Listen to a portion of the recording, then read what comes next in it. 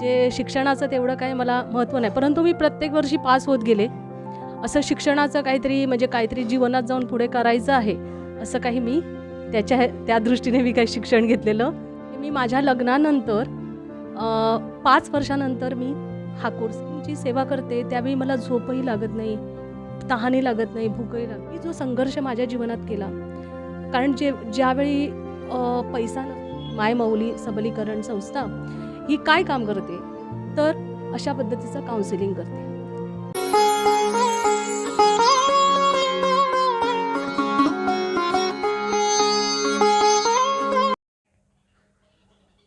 नमस्कार. आपली सिंधुनगरी प्रस्तुत नारी रूपेण संस्थिता या आपल्या मालिकेच्या दुसऱ्या पर्वातल्या तिसऱ्या भागामध्ये तुमचं सर्वांचं स्वागत आहे. आपल्या या मालिकेला मायमाऊली महिला सबलीकरण संस्था मालवण यांचा सहयोग लाभलेला आहे. आपण आपल्या सर्वांचं या कार्यक्रमामध्ये अगदी मनापासून स्वागत. आज आपल्यासोबत बोलायला आहेत त्याच मायमाऊली महिला सबलीकरण संस्था यांच्या संस्थापक फॅनी फर्नांडिस. फॅनीजी, तुमचं अतिशय मनापासून आपली सिंधुनगरी न्यूजवरच्या तुमच्याच कार्यक्रमामध्ये आपल्याच कार्यक्रमामध्ये स्वागत आहे. थँक्यू सुयकजी. आज आपण नवरात्रोत्सव साजरी करतो आहे. नवरात्रोत्सवामध्ये स्त्रियांच्या सक्षमतेबद्दल आणि त्या रंगातून विविध अंगातून रंगातून जे परावर्तित होत आहे, स्त्रीचं जे एक सामाजिक अंग असतं, त्याच्यातल्या तुम्ही काही एक सक्रिय सहभागी ज्या महिला आहेत, व्यक्ती आहेत, त्यापैकी एक आहात. मला सर्वप्रथम जाणायला आवडेल की तुमचं बालपण हे कुठे गेलं आणि कसं केलं?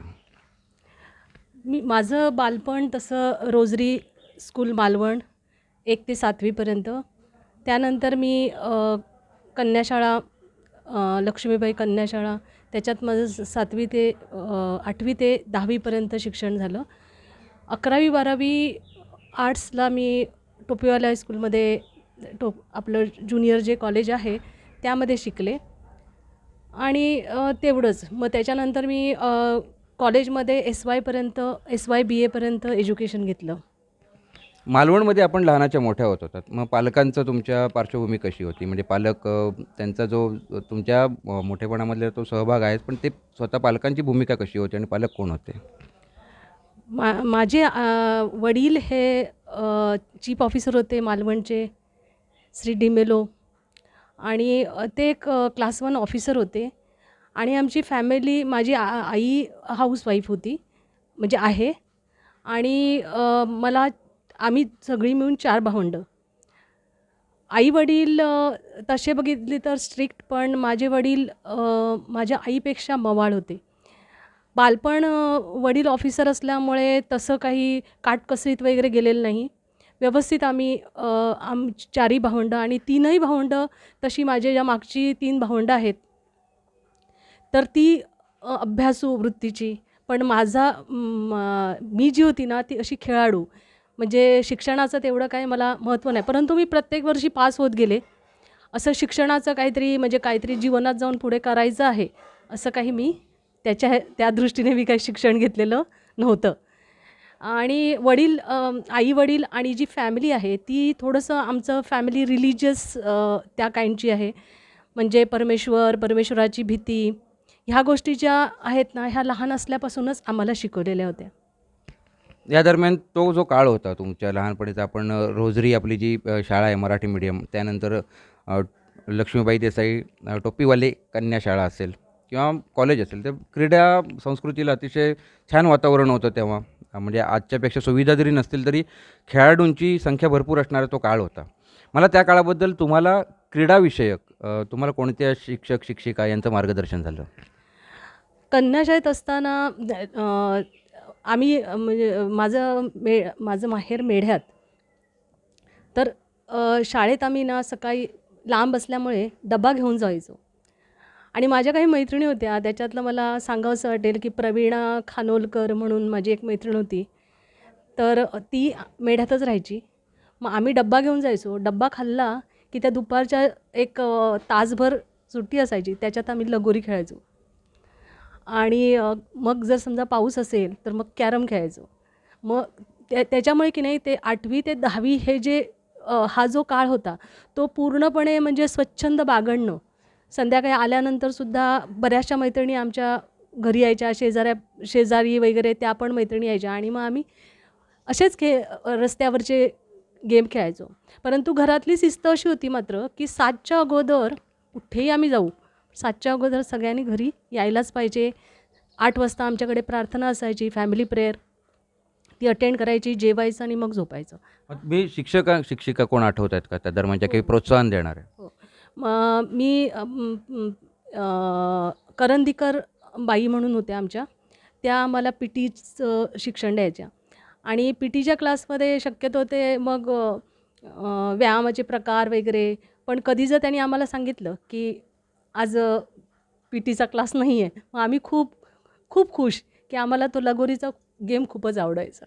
म्हणजे जे आपले पारंपरिक जे खेळ आहेत, म्हणजे मातीतले खेळ आहेत आपले, म्हणजे लहान मुलांना जे म्हणजे कुठेही त्याला मैदान वगैरे असं आखी रेखीव नाही, त्या खेळामध्ये तुम्हाला जास्ती आवड होती, असं म्हणजे मुक्तताही तुमची आवड होती. त्यानंतर तुमचं जे क्षेत्र, तुम्ही पहिलंच क्षेत्र जे निवडलं ते होतं नर्सिंगचं. नर्सिंग हा एक सेवाभाव आणि अभ्यास, या दोन गोष्टी, शारीरिक अभ्यास, आपण डॉक्टर्सचा जसा अभ्यास असतो तसा नर्सेसचा अभ्यास आहे आणि त्यामध्ये एक वेगळं चॅलेंज आहे. मग नर्सिंगकडे तुमचा हे कसा वळला, की ते क्षेत्र होतं? कारण जर तुम्ही तुमचं जे आता हे सांगताय त्यामुळे कुठेतरी एक प्रकारे बाबा त्याला वेगळं क्षेत्रही निवडू शकला असतात, पण नर्सिंगच का निवडलं? ॲक्च्युली तसं बघायला गेलं तर मला नर्सिंगमध्ये अशी आवड होती अशातला भाग नव्हता. काही जीवनामध्ये माझ्या मिस्टेक होत्या आणि त्याच्यामुळे मला नर्सिंगकडे म्हणजे तो मला एक वडिलांनी निवडून दिलेला एक पर्याय होता. म्हणजे मी माझ्या लग्नानंतर 5 वर्षानंतर मी हा कोर्स केला. परंतु मी म्हणजे पूर्वी जी मी नव्हती, अभ्यासक्रमामध्ये माझा तेवढा असा लक्ष नसायचा. परंतु मी जेव्हा 93 मध्ये नर्सिंग कॉलेजमध्ये गेले, हरकिशन नरोत्तमदास हॉस्पिटल गिरगाव मुंबई या ठिकाणी. परंतु तिथे मी प्रत्येक वर्षी डिस्टिंक्शनमध्ये पास झाले आणि त्यावेळी मला खरं कळलं की हा जर कोर्स केला नाही किंवा ह्यात मी जास्त पूर्वीसारख्या अभ्यासात दुर्लक्ष केला, तसं जर मी केलं तर मला काही जॉब मिळणार नाही. त्याच्यामुळे मला माझ्या पोटापाण्याची सोय करण्यासाठी तो एक करायलाच लागेल म्हणून मी ते केलं.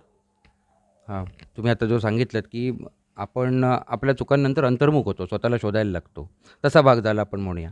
त्यानंतर तुम्ही परदेशातही, म्हणजे भारताबाहेरही, मला सांगायला इथे प्रेक्षकांना नक्की आवडेल की परदेशात तुम्ही म्हणजे भारतामध्ये सेवा केली, परदेशामध्ये सेवा केली, त्या दरम्यानचे काही अनुभव आहेत का म्हणजे लक्षात राहण्यासारखे, की त्या नर्सिंगच्या अनुभवाने, की जिथे एक कुठेतरी हे क्षेत्रातून किती एक वेगळं एक आपल्याला चॅलेंज पण आहे, पण ही सेवा पण एक वेगळी आहे असं तुम्हाला जाणवलं, खास करून परदेशात? सुयोगजी, मला एक गोष्ट खूप सांगायला आवडेल माझ्याबद्दल, की मी जी गोष्ट करते तर ती मी खूप प्रामाणिकपणे केली आणि मी जे क्षेत्र निवडलं त्या क्षेत्रामध्ये मी लोकांची खूप व्यवस्थित सेवा केली. म्हणजे मी जेव्हा नर्सिंगची सेवा करते त्यावेळी मला झोपही लागत नाही, तहानही लागत नाही, भूकही लागत नाही. तर मालवणमध्ये मालवण RH ला civil hospital Oros, Kankavli RH, Apollo Victor hospital Madgaon या ठिकाणी, बॉम्बे हॉस्पिटल, भाटिया हॉस्पिटल या ठिकाणी मी बऱ्याच हॉस्पिटलमध्ये सेवा दिल्या. त्याच्यानंतर मला असा योग आला की मला परदेशात सौदी अरेबियामध्ये मी गेले. मला त्यावेळी टोटल 8 वर्षाचा एक्सपिरियन्स होता आणि त्यांनीसुद्धा जो मला इकडचा एक्सपिरियन्स होता त्यांनी तो खूप छानपैकी घेतला आणि मला प्रत्येक क्षेत्रात त्यांनी प्रमोशन्स दिले. मी ज्यावेळी इथून गेले, म्हणजे ॲक्च्युली कसं असतं नर्सिंगमध्ये, जेव्हा आपण नर्सिंग करतो त्यावेळी तुम्ही कुठच्या नवीन हॉस्पिटलमध्ये गेल्यानंतर तुम्ही ॲज अ स्क्रॅच पेपर पहिल्यापासून सुरुवात, म्हणजे स्टाफ नर्स, नंतर इन्चार्ज नर्स वगैरे. पण तिथे मी गेल्याच मला इन्चार्ज नर्स दिलं आणि तिथे ते काम करता करता मला मग एक हॉस्पिटल नवीन चालू झालेलं होतं आणि त्या हॉस्पिटलमध्ये मला OPD इन्चार्ज म्हणून केलं आणि त्यानंतर त्यांनी मला डायरेक्टली नर्सिंग डायरेक्टर म्हणून पोस्ट दिली आणि म्हणजे त्या लोकांनी माझ्यावर जो विश्वास ठेवला आणि रिजनचं मला बेस्ट नर्स अवॉर्ड 2-3 वेळा मिळाले. म्हणजे हा एक तुम्ही सांगितलात भाग खूप छान, त्या ऐकायला ते बरं वाटलं की जेव्हा प्रमोशन्स मिळतात. म्हणजे आणि त्याच्या मागचा जो एक्सपिरियन्स म्हणजे टाकीचे घाव सोसल्याशिवाय तो जो आपल्याला देव पण येत नाही म्हणतात कुठल्याही क्षेत्रामध्ये असेल. आता मी थोडासा भाग येतो की त्यानंतर तुमच्या काही कौटुंबिक समस्या आल्या तिथे आपण आता म्हणजे त्या आल्यानंतर म्हणजे तो संघर्ष एक होता कौटुंबिक, वैयक्तिक, मानसिक संघर्ष असेल. त्यानंतर तुमच्या जीवनाने आणखीन तिसरीच दिशा घेतली.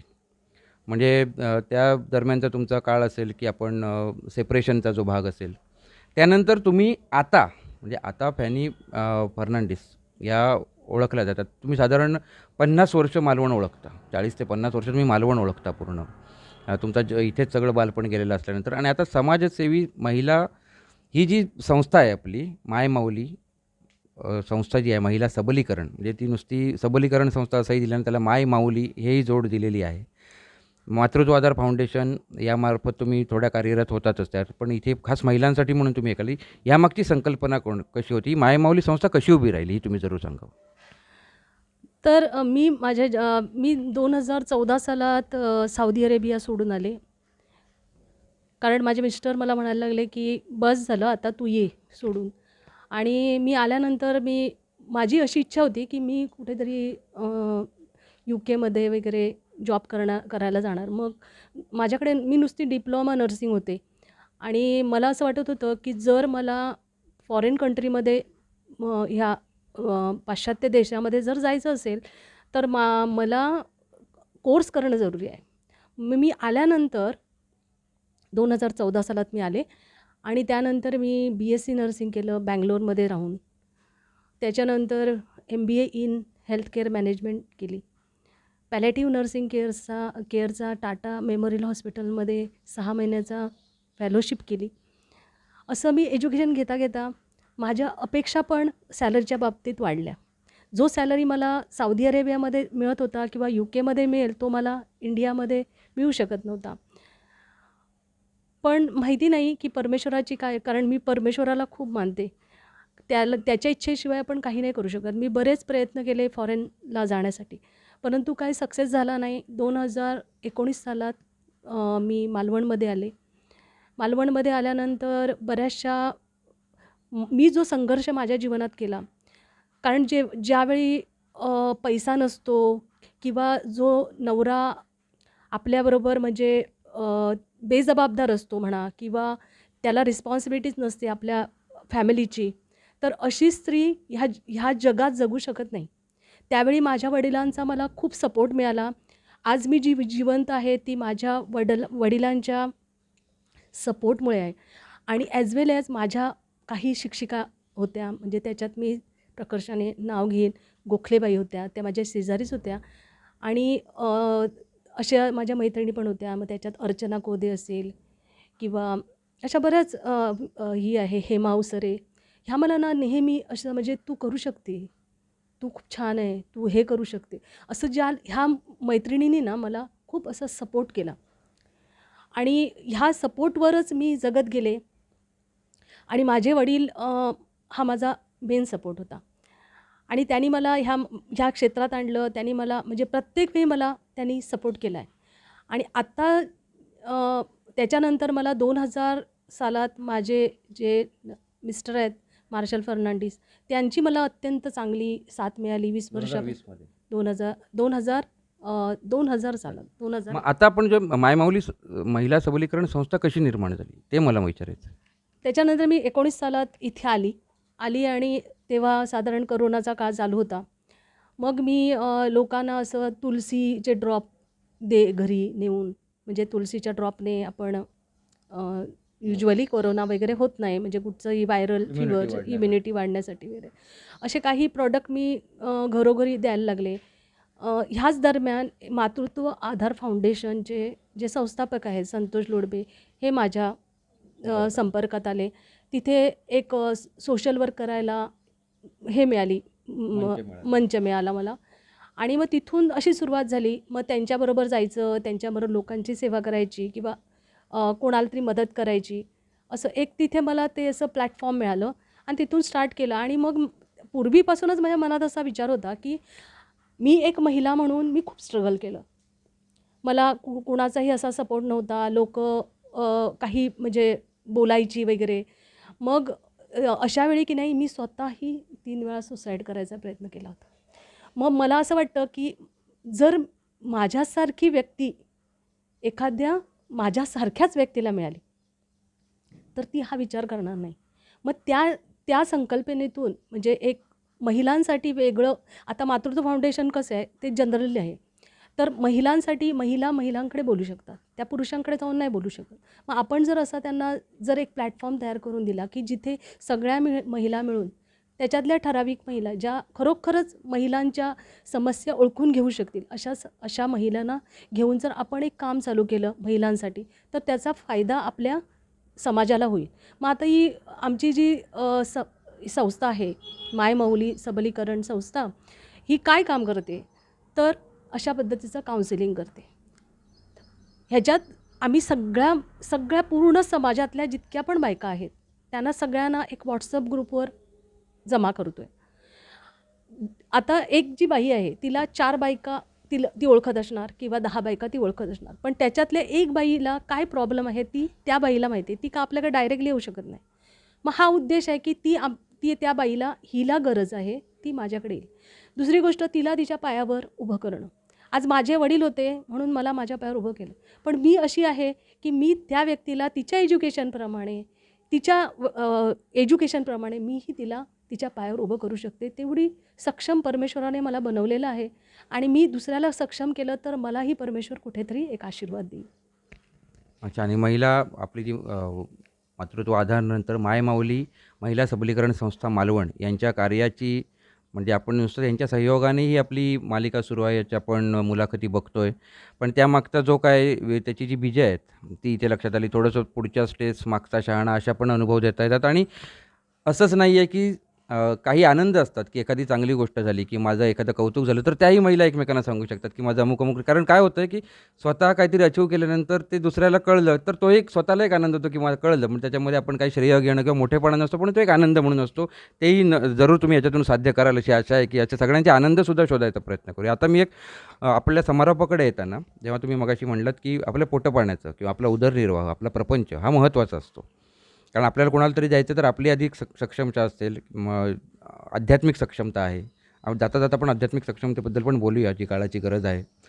की त्यामध्ये आर्थिक सक्षमता आहे. त्याचा विचार करता की सध्या तुम्ही एका इन्शुरन्स कंपनीच्या तुम्ही काम करता आणि त्यामधून तुम्हाला विविध स्तरावर तुम्ही तुमच्या काही ना काही त्याच बाबतीत पण घडामोडी घडत आहेत.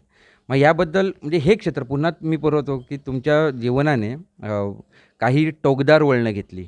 म्हणजे काही म्हणूया आपण तीक्ष्ण वळणं घेतली, तिखट वळणं घेतली, झोंबणारी वळणं घेतली. तर काही ठिकाणी तुम्हाला अशी एक शिकता येतील अशी वळणं मिळते. तर हे जे आता वळण आहे, साधारण एक आपण 50शीला जेव्हा आपण येतो त्यानंतर स्थैर्य ही गोष्ट एक महत्त्वाची आहे. कारण आता इथे जसे नवयुवक किंवा नवयुवती तुमची मुलाखत बघतात, तशा काही स्त्रियासुद्धा काही 80 वर्षाच्या पण असतील, त्यांनासुद्धा आपल्यामध्ये काहीतरी आवश्यकता असेल. पण प्रत्येकाला कुठेतरी एक आपण आर्थिकदृष्ट्या सक्षम असावं असं वाटत असतं. मग ती आजी पण असेल, आजोबा पण असतील किंवा एखादा कॉलेजवयीन मुलगा पण असेल. तर ह्याबद्दल तुम्ही थोडं या क्षेत्राबद्दल सांगावं की त्याच्यामध्ये आता तुमचे काय सध्या जी सगळे आहे ते कामकाज कसं सुरू आहे? साधारण 22 च्या दरम्याने ज्या अनुष्का चव्हाण मॅडम आहेत, त्या मला अशाच भेटल्या आणि त्यांनी मला म्हटलं की "ओ मॅडम तुम्ही माझे मिस्टर काहीतरी एक प्रॉडक्ट विकतात, तर ते तुम्ही प्रॉडक्टचा जरा बघा" म्हणून. म्हटलं "या तुमच्या मिस्टरांना घेऊन." मला वाटलं काहीतरी प्रॉडक्ट असेल, काहीतरी आपल्याला ते घेणार काहीतरी त्यांच्याकडून एक काहीतरी घ्यायचं. म्हणून मी त्यांना म्हटलं "या." तर ते आले. त्यांनी सांगितलं की तुमचे मला डॉक्युमेंट्स द्या आणि तुम्हाला एक्झाम द्यावी लागेल. मी काही नाही विचार केला का इन्शुरन्स हा 11वी-12वीला मला एक सब्जेक्ट होता की इन्शुरन्स हा एक सब्जेक्ट असतो. परंतु मला त्याच्यातलं तसं काही नॉलेज नव्हतं. परंतु मला काहीतरी करायचं होतं माझ्या पायावर म्हणजे स्वतःचंच म्हणजे काय म्हणतात त्याला स्वतःचे इंडिपेंडंट फायनान्शियल जे फ्रीडम असतं ते मला पाहिजे होतं आणि त्याच्यामुळे मी ह्या क्षेत्रात गेले आणि एक तुम्हाला मी सांगितलं की मी जी एखादी गोष्ट करते ती चिकाटीने करते म्हणजे त्याच्यात मी सक्सेस व्हायलाच पाहिजे असं माझं एक हे असतं. मग जेव्हा मी करायला गेले 22 सालाच्या मार्चमध्ये मी जॉईन झाले आणि इन्शुरन्समधला एक ऑस्कर असतो ज्याला म्हणतात MDRT. तर तो मी डिसेंबरच्या 26 तारीखला अचीव केला होता. दुसऱ्या वर्षी पण सेम झालं, MDRT अचीव झालं. आता हे तिसरे वर्ष आहे आणि तिसऱ्या वर्षीसुद्धा मी MDRTच्या वाटचालीमध्ये आहे. Let's see God's wish. Okay, ठीक आहे. म्हणजे ह्याच्यामध्ये एक महत्त्वाचं आहे की हे पण तुम्ही अचीव केलेलं आहे की जिथे तुम्हाला तिथे प्रमोशन्स मिळत होती नर्सिंगमध्ये म्हणा किंवा तुमच्याशी आज आपण थोडासा आज विचार करता की अध्यात्माची गरज. मी कुठलाही धर्म इथे कृपया असं म्हणत नाही आहे. प्रत्येकजण आपापल्या धर्मानुसार चालत असतो, त्याचा एक आनंद असतो आणि ती एक शिकवण आहे, संस्कृती आहे प्रत्येकाचा आणि तो आधार आहे, मूलाधार आहे आपण म्हणूया. तर अध्यात्माची गरज ही आज कशी आहे समाजाला? तुम्हाला असं वाटतं की तुम्ही 7च्या आत घराचं आज हे बदललेलं आहे थोडंसं, कारण आता जीवनशैली बदलली आहे. तरीसुद्धा ते 7 असं नाही, पण त्यामध्ये एक अदृश्य एक काहीतरी गोष्टी आहेत. त्याच्यामध्ये अध्यात्म कुठे आहे आणि अध्यात्माची गरज किती आहे? अध्यात्म हे आपण अध्यात्म म्हणजे एक्झॅक्टली काय तर आत्म्याचं अध्ययन करायचं आहे. आत्मा जो आपला आहे की एक आपलं शरीर आहे आणि आपला आत्मा आहे जो पवित्र आहे. आणि शरीर आहे ना हे नेहमी आपल्याला काय सांगतं, हे कर ते कर ते कर. असं जे वाईट गोष्टी असतात त्या जरा शरीराला पाहिजे असतात, हे खायला पाहिजे ते पाहिलं. पण आत्मा प्रत्येक वेळी तुम्हाला काय सांगतो, जर आपण काही चुकीचं करत असू तर काय सांगतो की हे करू नको, हे चुकीचं आहे. हे जर तू केलंस तर आपल्याला लहान असल्यापासून ना काही अशा भीती घातलेल्या असतात, हे असं केलं तर असं होईल, असं केलं तर तसं होईल. तर तसं नाही आहे. तर आत्मा आपला जर चांगला ठेवायचं असेल तर तर आपण काही गोष्टी ह्या ज्या चुकीच्या आहेत समाजासाठी तर त्या करता कामा नये. आता मी तशी बघायला गेलं तर येशू ख्रिस्ताची अनुयायी आहे. मग येशू ख्रिस्ताने 2 आज्ञा दिल्या. परमेश्वरावर प्रेम कर आणि जसं तू तुझ्यावर प्रेम करतो तसं ते दुसऱ्यावर कर. म्हणजे जर मला वाटत असेल की माझ्या वस्तूंची कोणी चोरी करू नये तर मी सुद्धा दुसऱ्याच्या वस्तूची चोरी करता कामा नये. जे मला वाटतं की त्या ठिकाणी प्रत्येक वेळी त्या समोरच्या व्यक्तीमध्ये मी असं बघितलं पाहिजे की त्याच्यात एक देव आहे आणि मला परमेश्वराने काय आज्ञा दिली आहे. आणि शेवटी आपण तुम्ही म्हणता मोक्ष, आम्ही म्हणतो इटर्नल लाईफ. मग कुठेतरी जायचं आहे तर त्याच्या दृष्टीने कर्म, माणूस ही कर्मच घेऊन जात असतो. मग ती कर्म चांगली ठेवायची एवढंच. म्हणजे जर अध्यात्म बघितलं तर फार काय मोठं नाही आहे, परंतु ह्या जर छोट्या छोट्या गोष्टीतून आपण जर चांगलं करत गेलो तर तेच अध्यात्म. खूप धन्यवाद. तुम्ही तुमचा आज वेळ दिलात. आपल्या ज्या नारी रूपेण संस्थिता, म्हणजे एक प्रत्येक नारी एक संस्था आहे. आधी पहिली गोष्ट की तिच्यामार्फत जी विविध जसं आपण बघितलं आहे की विविध प्रकारे ती कळत नकळत आणि कधी-कधी ठरवून, कधी नकळत अशाही परिस्थितीमध्ये ती काही ना काही घडवत असते आणि त्याची पुन्हा आपण त्याच्याकडून काही ना काही आपण अनुभव घेत असतो आणि तुमचे अनुभव तुम्ही दिलेत म्हणून अगदी मनापासून धन्यवाद. धन्यवाद सुयोगजी. या होत्या फॅनी फर्नांडिस आपल्यासोबत. त्यांनी आपला जेव्हा जीवनपट उलगडला त्यावेळी स्वतःच्या चुकांसकट जेव्हा सुरुवात करताना त्यांनी सांगितलेलं होतं की स्वतःच्या चुकांनंतर अंतर्मुख झालेली एक स्त्री आणि त्यानंतर नर्सिंग, त्यानंतर त्यांच्या जीवनात होत गेलेले बदल, त्याच्यानंतरची काही तिखट काही सुखद वळणे आणि त्यानंतर सामाजिक सेवेमध्ये आणि त्याचसोबत आपल्या इन्शुरन्स म्हणजे आपल्या जीवन विमा या क्षेत्रामध्ये सुद्धा त्यांनी जी काही केलेली आता सध्याची त्यांची सक्रियता आहे त्याबद्दल त्यांनी आपल्याशी संवाद साधला.